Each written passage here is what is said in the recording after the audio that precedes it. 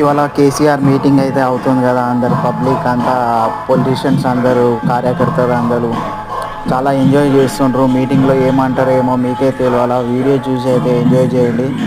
కేసీఆర్ గారు అయితే powerful speech అయితే ఇచ్చిండ్రని అంటున్నారు.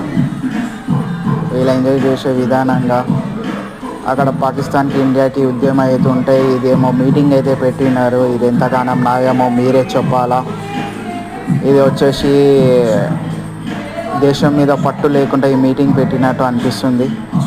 ఈయనకి పార్టీ గురించే ఉన్నది కానీ దేశం గురించి అనేది లేదని ప్రజలు అనుకుంటున్నారు. మీరు కామెంట్లో చెప్పండి ఏమనుకుంటున్నారో.